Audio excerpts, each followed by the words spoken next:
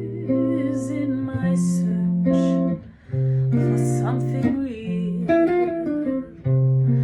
There were great suspension bridges made like spider webs of steel. There were tiny wooden trestles, and there were bridges made of stone. I have always been a stranger, and I've always been alone.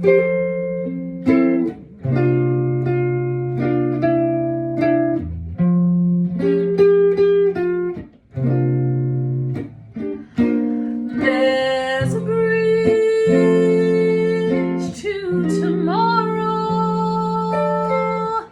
There's a bridge to the past. There's a bridge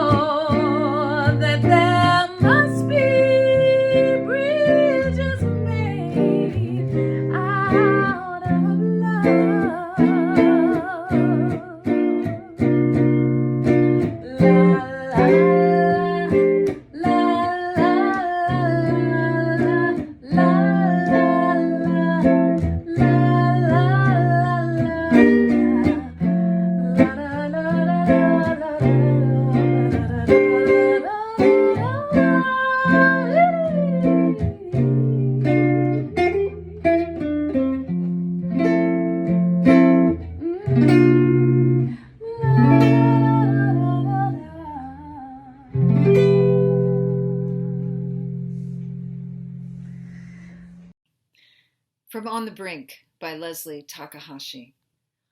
All that we have ever loved, all that we have ever been, stands with us on the brink of all that we aspire to create: a deeper peace, a larger love, a more embracing hope, a greater generosity of spirit, and a deeper joy for this life we share. Come, let us worship together.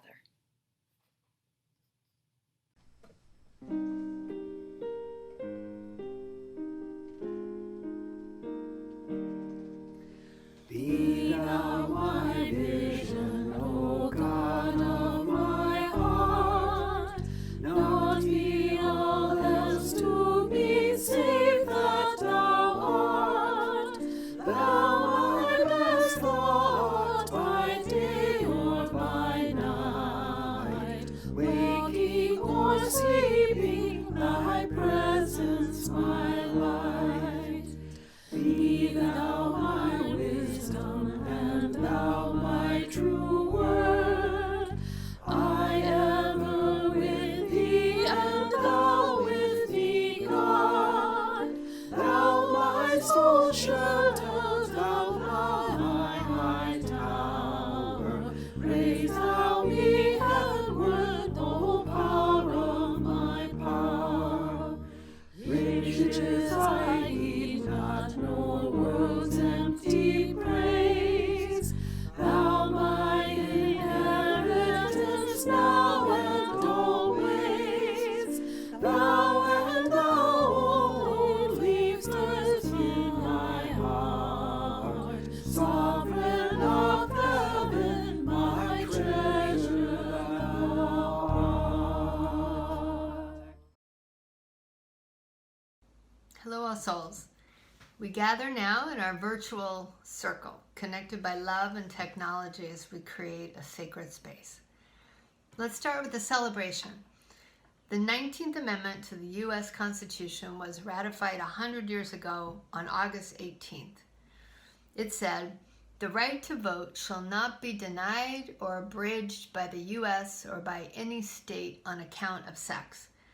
And so in this election, let us honor the heritage of so many women who fought for the vote, while we remember that the right to vote has never been more urgent. Our thoughts are with David Wiley as his mother enters hospice care and continuing care for dementia. We are thinking of Dave, his wife Pam, and their kids Ben and Jamie as this passage unfolds for their family. Also have Bonnie Manuel on our hearts this week. She is a silver soul who joined All Souls in 1962 and has entered hospice and comfort care at Riderwood in her home. Our thoughts are with her family, including her sister Betty Guillot, who is a member here for many years. Bonnie's 3 kids are with her 24/7. And you may call her or send her cards. Her ministry to us was for the caring card table for so long, so let's shower her with cards and love. And finally, your names and your situations into this space, a time of silence as you think of those places and people that are beloved to you.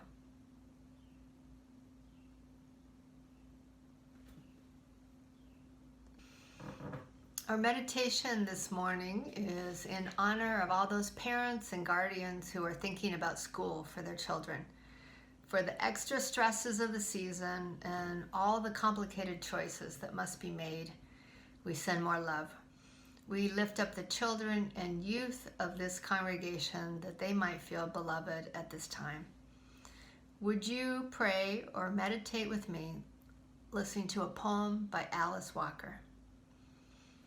Take a deep breath and find a moment to feel yourself in the chair and where you've landed today. While Love is Unfashionable by Alice Walker. While love is unfashionable, let us live unfashionably. Seeing the world a complex ball and small hands.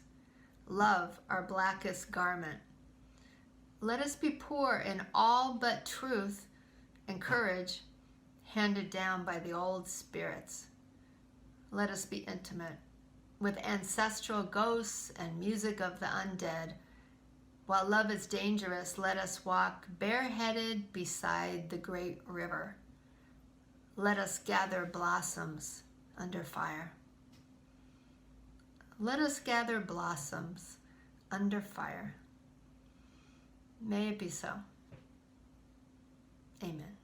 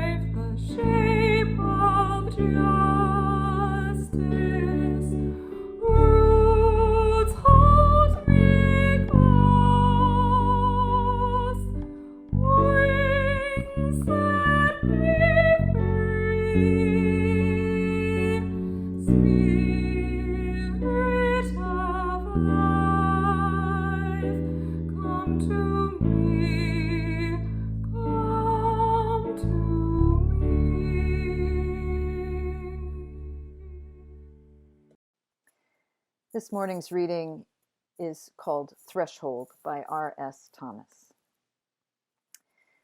I emerge from the mind's cave into the worse darkness outside, where things pass and the Lord is in none of them.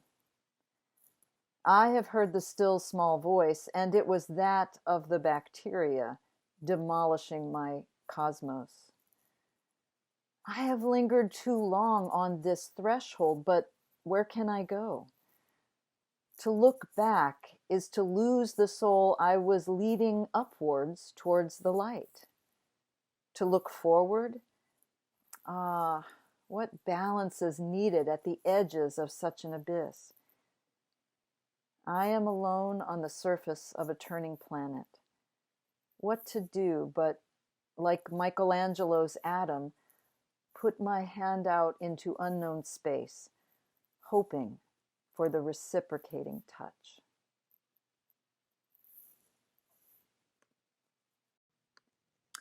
For those who joined us last Sunday, you saw me offering the sermon from the historic pulpit at All Souls. And I have to tell you, it was an exhilarating experience, standing there, imagining all of you in those pews, speaking in that acoustically resonant space, and anticipating all the sermons that I look forward to delivering from that great pulpit. I appreciate the fact that your pulpit holds a place in the history of All Souls and also in the larger community. You want and expect your ministers' sermons to speak not only to you, but to a broader audience, to address the great issues of our time and our place in history. I want to assure you that I will be doing my best to preach sermons like that. But today, I'm speaking to you from my home study. Some of you may have read that after taping our service in the sanctuary last Sunday, and after going through extremely detailed and well-developed plans for keeping us all safe and at a distance, we discovered that one person in attendance tested positive for COVID. The test had been taken prior to our gathering, and the reason for the test was a routine test in advance of travel plans.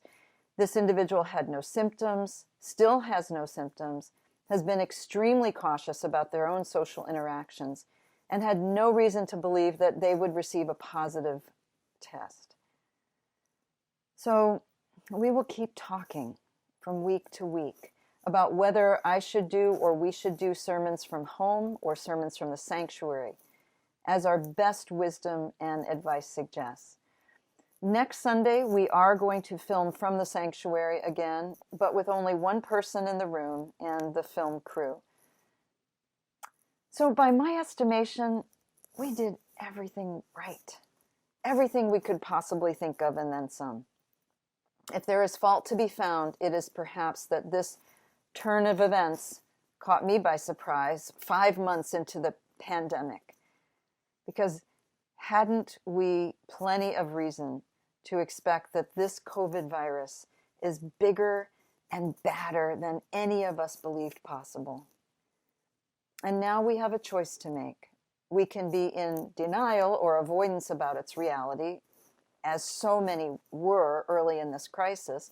We can call it a hoax, like one person with whom I do business with told me. We can set a new magical thinking deadline and tell ourselves the virus will go away in November after the election, as another person told me.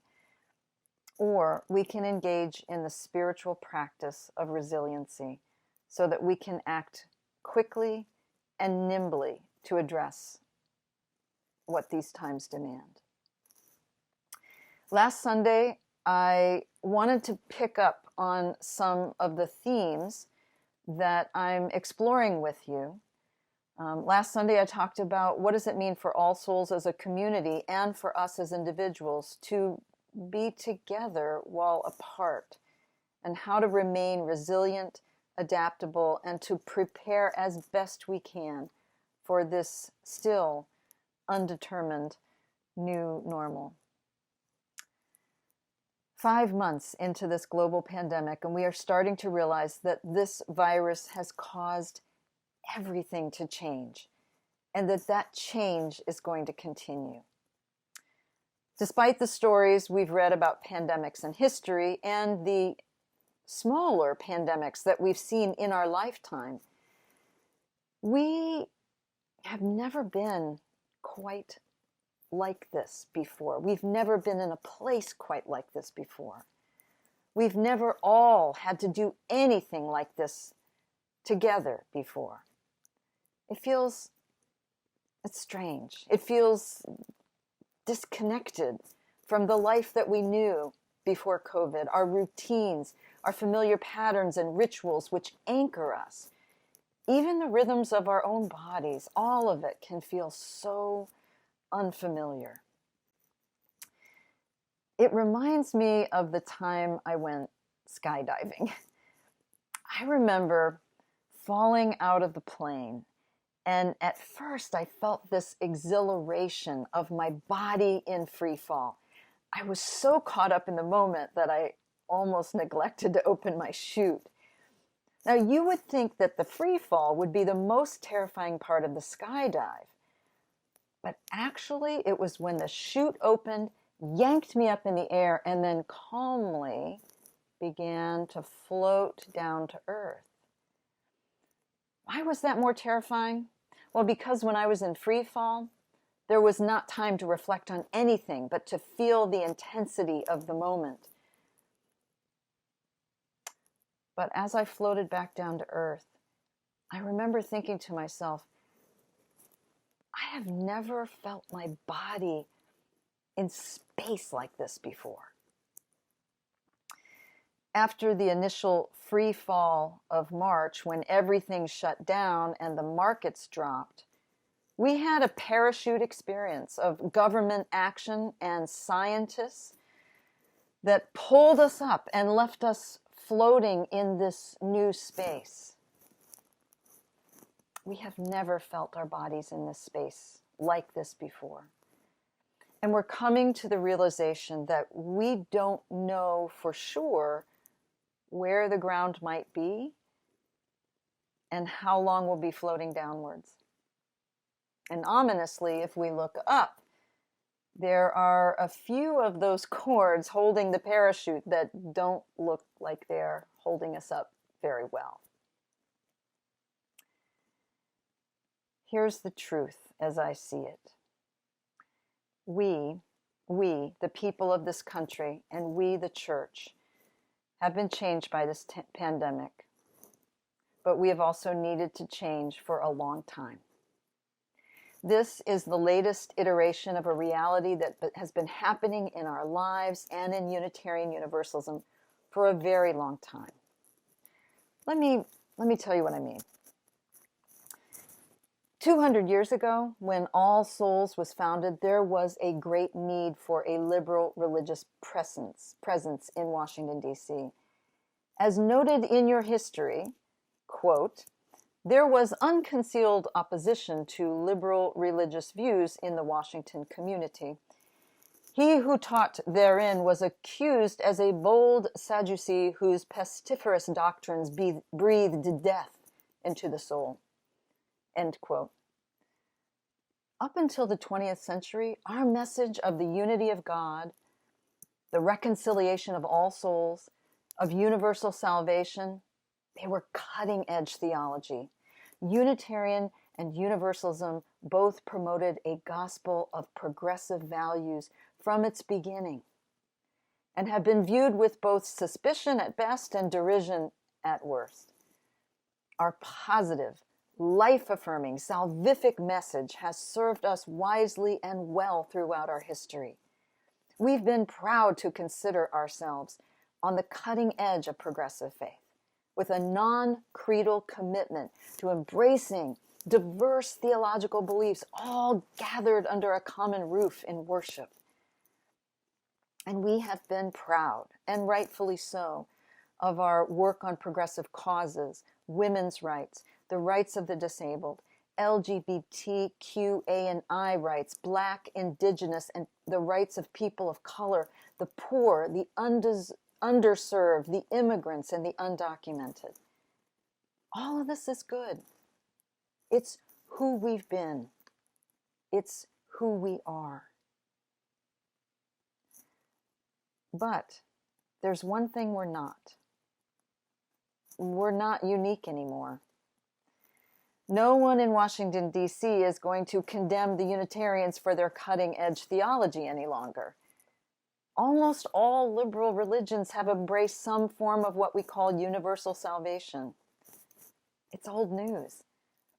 Most of our liberal and progressive religious partners, both ecumenical and interfaith, would echo our first principle, the inherent worth and dignity of every person. And most, these days, would have their own version of our eighth principle addressing racism and other oppressions as a religious and spiritual mandate. And we are no longer cutting edge in our worship. We are no longer cutting edge in figuring out to do worship in a way that's different than what we've been doing for the last 200 years. Frankly, It's the evangelicals who have gotten way ahead of us as far as innovative worship. They have been experimenting with long distance, virtual, even holographic worship long before COVID ever hit. They've mastered the art of digital production while we, as UUs, well, I'll speak for myself, looked somewhat skeptically at their worship model. I've quietly wondered if all the money they invested in sound systems and cameras and the ability to deliver digital worship and religious education was worth it, focusing too much on content and production and not enough on people. Well, here we are, and here they are. So for all of us who are committed and dedicated to church, all of us who are still trying to figure out how we're going to do church in a post-COVID world, what you're experiencing right now, with me talking to you from my home study and you talking to each other or Zooming from your homes, it may be the way we do church for a while. This week, we desperately wanted to bring you into the building by continuing to record the service from the sanctuary. But we quickly realized that out of an abundance of caution, we shouldn't do that this week. I know you are used to this format during the spring and summer. But, let us know how it feels to go perhaps back and forth these days between this more intimate format or having a service presented from the sanctuary. We want to listen to how worship feels to you in a different media. And we want to keep communicating to you about our conversations that we're having in the worship team about what's next. As we all together continue to find our way into a new normal as far as church is concerned. As we continue to feel our body, the body of this church, in a space that it's never been in before. One way or another, we are going to have to create something new together this year. And the year after that, who knows? But this is what human beings do. We create. So do you remember last week the poem that I read to you that talked about the 4 kinds of forever? Something, nothing, everything, and art. Well, this week I heard an interview with the artist Dario Robleto in Krista Tippett's public radio show called On Being. Robleto's work is described as a fascination with human survival and the creative response to loss. And Dario wondered out loud if the purpose of art is to finish that which never got finished. The purpose of art is to finish that which never got finished. In other words, something that changes and becomes nothing can turn into everything because of art. And in that sense, we are all artists because we have innate creativity. So one of the reasons we do church together is to call forth that creativity in every way possible. And the purpose of the art we are creating and experiencing right now, this weekly liturgy that we create, the purpose of this artistic activity is to reveal that which is being created anew out of that which is unfinished from the past. Okay, I'm a preacher. That was a really long sentence. Let me break it down a bit. We are in the act of creating something new. I go back to the book of Isaiah, and in that book, Israel's God, Yahweh, tells a very weary prophet, Isaiah, he says, or Yahweh says, "Forget the former things. Do not dwell on the past. See, I am doing a new thing. Now it springs up. Do you not perceive it?" So I ask you that question too, all souls. We, you and I and all of you listening and watching right now, we are creating a new thing together. Do you not perceive it? Well, sometimes it is hard to perceive it. It's hard to see new things when you're in the midst of it. We get used to images and patterns and habits that have been part of our lives and imprinted upon us. For example, think about this famous painting by Michelangelo. This iconic moment was referenced in this morning's poem, Threshold, when the poet writes, "I am alone on the surface of a turning planet. What to do? But, like Michelangelo's Adam, put my hand out into unknown space, hoping for a reciprocating touch." I've loved this painting. It's been influential in my life, and certainly it's an influential painting in our culture. It's shaped our cultural understanding of creativity and of God and the beginning of the universe since Michelangelo conceived it.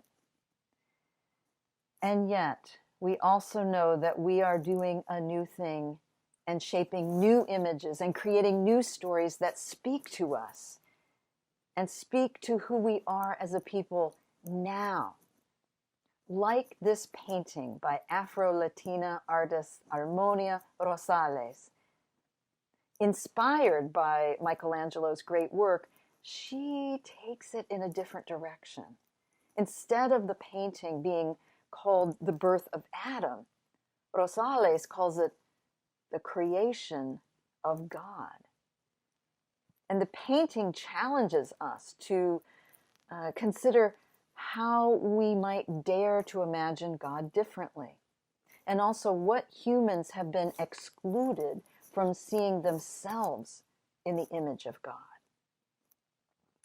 In her painting, God is depicted as a Black grandmother who creates a humanity in her image. As you might imagine, when this painting, which was produced in 2017, was released to the public, there was, among some factions, a great outcry of protest.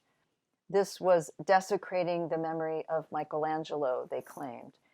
This was cultural appropriation, said another, which was, frankly, a wrong-headed interpretation of cultural appropriation. So you might wonder, why the hue and cry about the interpretation of a beloved icon? Well, it's because these things mean something to us. Just like having in-person worship is powerful and life-affirming, nurturing and sustaining. And yet, behold, we are doing a new thing because we have to.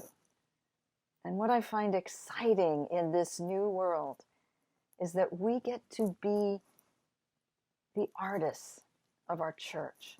We get to create something together, something new that includes even more people. And because of that, we will be forever changed, you and I, and the worship life at All Souls. And that's not a bad thing. It's a new thing. Just as Armonia Rosales re-envisioned a new creation story, equally beautiful and equally compelling. As much as people long for the closeness of our bodies being together, there is also an equal number of reasons why I've heard people appreciate online worship and a different kind of gathering. Some have said they're not circling the block for a parking space, or they can rouse their kids from bed and sit together in front of the screen with a chalice and learn and worship together as a family. Those who struggle with health issues or who are disabled don't have to fight so hard to be safe in the building. The introverts are loving virtual coffee hour because it's easier than a big loud group where everybody talks at once, and the extroverts are figuring out ways to be with church friends that for them may not be as satisfying as in person, but still satisfies the need to be together even though apart. So we are going to be apart, together in a way that is unfamiliar for perhaps much of this church year that lies ahead of us. So All Souls needs to be able to speak to what we do with that apartness.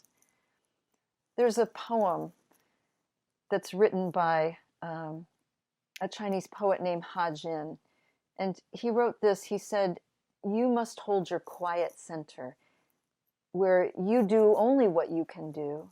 If others call you a maniac or fool, just let them wag their tongues.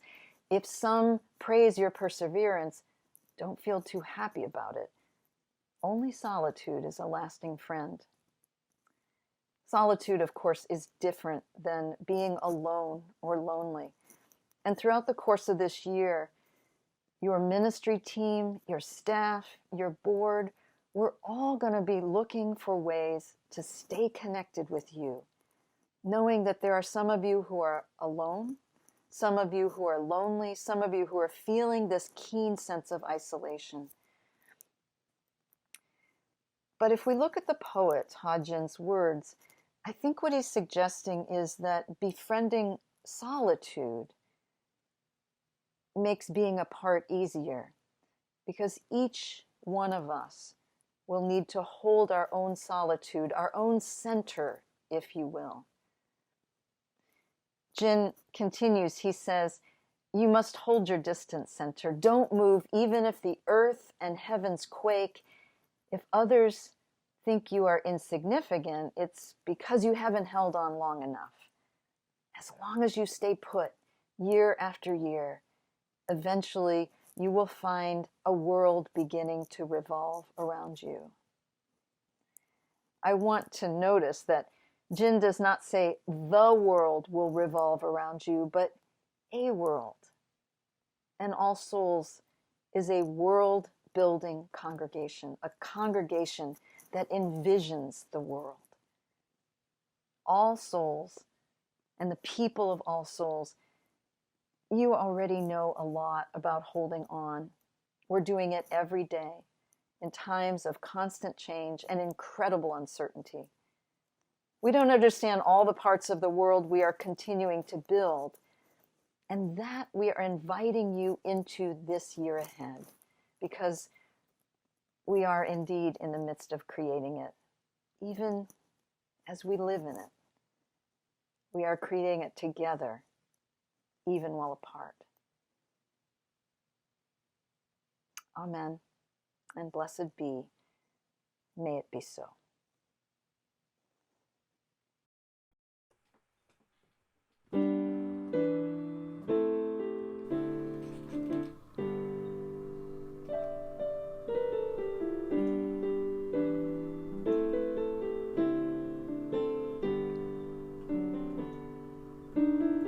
There will be mountains that I will have to climb, and there will be battles that I will have to fight. But victory or defeat, it's up to me to decide. Tell me, how can I expect to win if I never try? I just can't give up now. I've come too far from where I started from.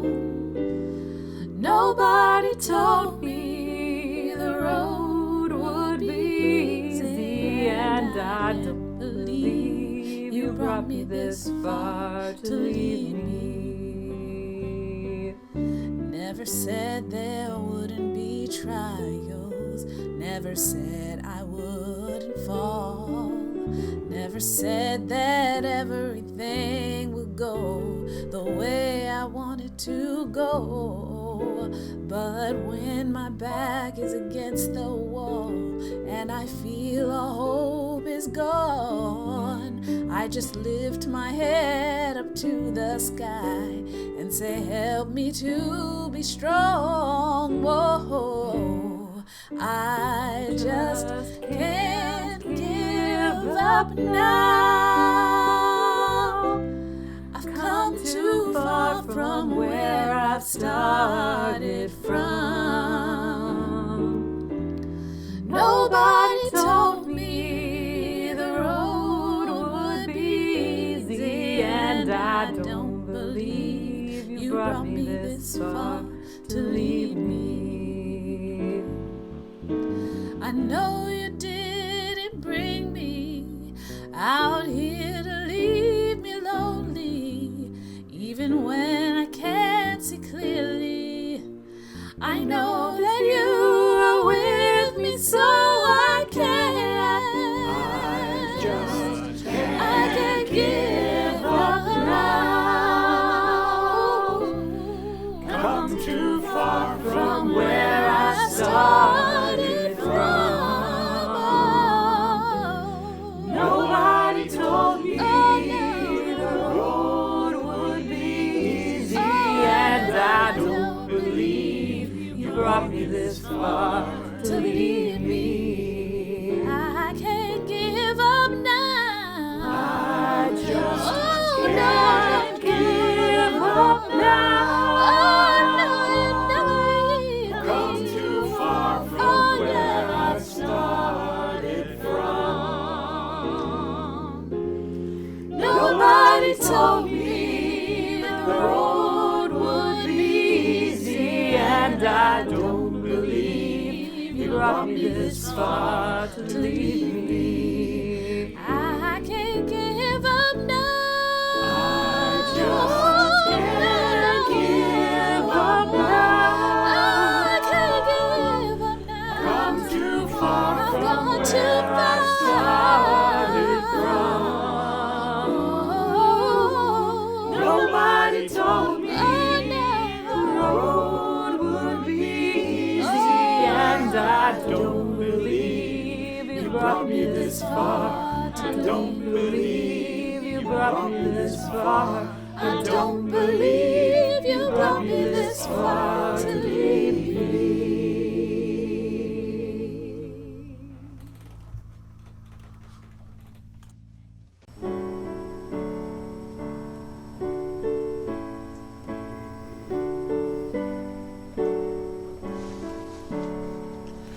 Come thou fount of every blessing, tune our hearts to sing thy grace. Streams of mercy never ceasing, call for songs of loudest praise. While the hope of life's perfection fills our hearts with joy and love, teach us ever to be faithful. May we still thy goodness prove. Come thou fount of every vision, lift our eyes to what may come. See the lion and the young lamb dwell together in thy home. Hear the cries of war fall silent, feel our love glow like the sun. When we all serve one another, then our heaven is begun. Come thou fount of inspiration, turn our lives to higher ways. Lift our gloom and desperation, show the promise of this day. Help us find ourselves in union, help our hands tell of our love. With thine aid, O fount of justice, earth be fair and serve above.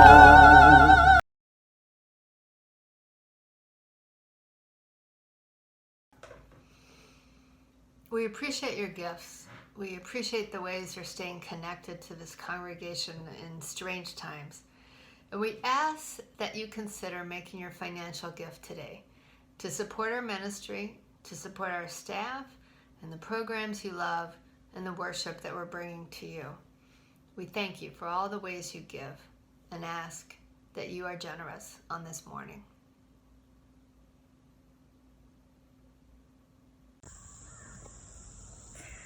Our benediction are words from Reverend Dr. Wayne Arneson. Take courage, friends. The way is often hard, the path is never clear, and the stakes are very high. But take courage, for deep down there is another truth. You are not alone. Amen. May it be so, and go in peace. When do we get beyond